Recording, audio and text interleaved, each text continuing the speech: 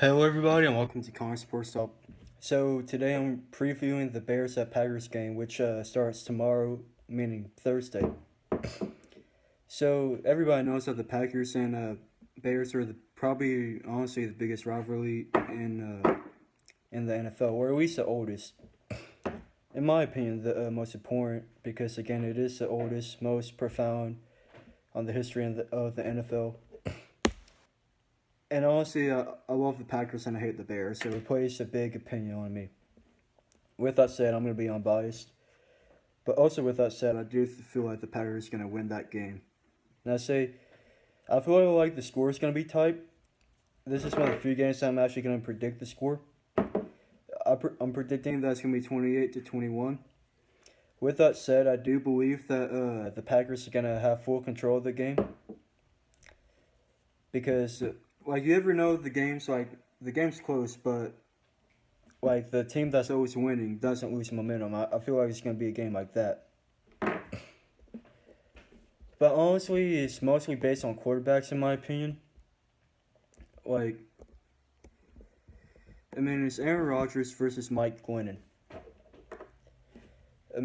There's that.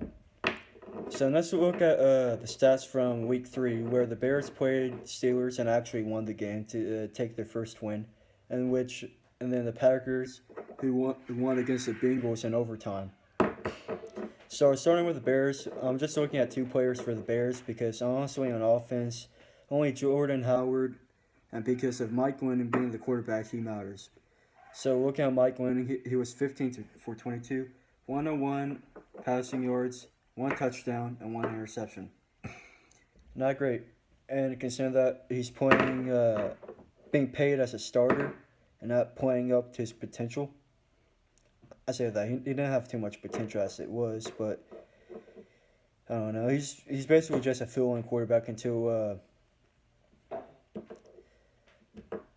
their rookie quarterback comes back in. Ends up starting.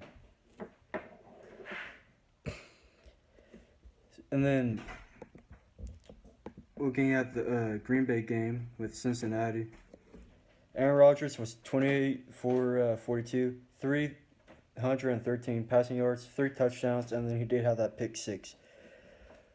And with that said, yeah, he's having good numbers for a normal quarterback, but Aaron Rodgers isn't having his best year so far. He's still having a pretty good year for a normal quarterback. So he is 89 for 134 passing attempts, 967 passing yards, 6 touchdowns, and 3 interceptions. So in 3 games, he threw 3 interceptions, and that's quite a bit for Aaron Rodgers. I'll be honest with you, I didn't watch the Falcons game, and I don't remember the Packers throwing an interception. Wait, no, never mind, he did. So Aaron Rodgers did have 1 interception his first game, so I'm assuming that would make sense, and because every game that he had an interception so far.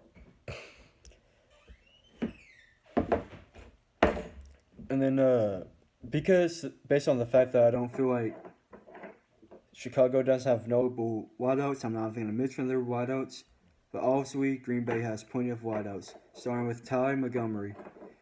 He has 18 receptions and worth 129 receiving yards and 1 touchdown. Then Randall Cobb has 15 receptions, 145 receiving yards. Devontae Adams, 14 receptions, 206 receiving yards, 1 touchdown. And then Jordy Nelson, 13 receptions, 131 receiving yards, and 3 touchdowns. Honestly, I would have to say that they have the best wideout core in the NFL. Maybe, and then based on the fact that there's Montelius Bennett with 11 receptions and 100 receiving yards, 0 touchdowns. So, looking at the stats and just remembering how many players they have on offense, they definitely have the best receiving core. And then moving on to Chicago. So offensively, I can only mention Jordan Howard and Tyreek Cohen.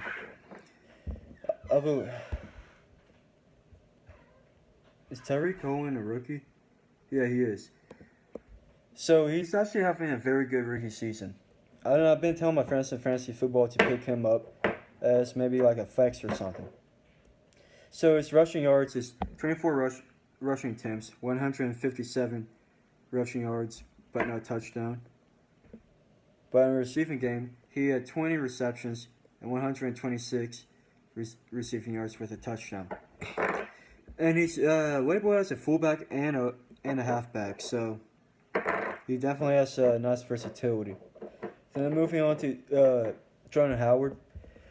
His first 2 games, I'll be honest with you, he played pretty bad. His first game against the Falcons, he had 13 rushing yards for 52 yards, 1 touchdown. Buccaneers, 9 carries, 7 yards. Didn't watch that game. I can assume maybe he got injured a little bit. Maybe he wasn't at his best. I mean, obviously he wasn't at his best. But with the Steelers, he went off.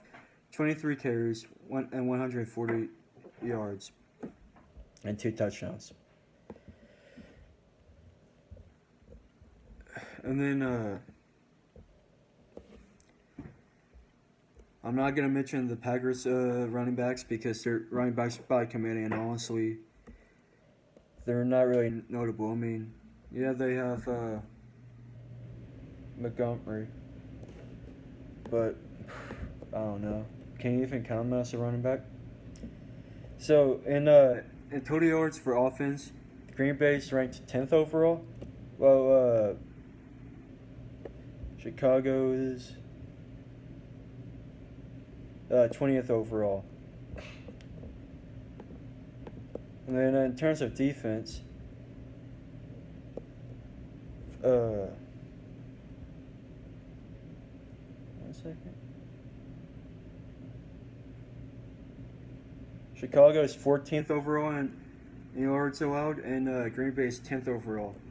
So obviously, Green Bay's expected to win this game, and I'm not shying away, in my opinion, that I feel like they're going to win. But like I said before, I feel like it's going to be a tight game, but Green Bay is going to be leading the whole game, in my opinion, and have all the momentum. But thank you guys for watching. Please like and subscribe, and don't forget to share the video. Thank you.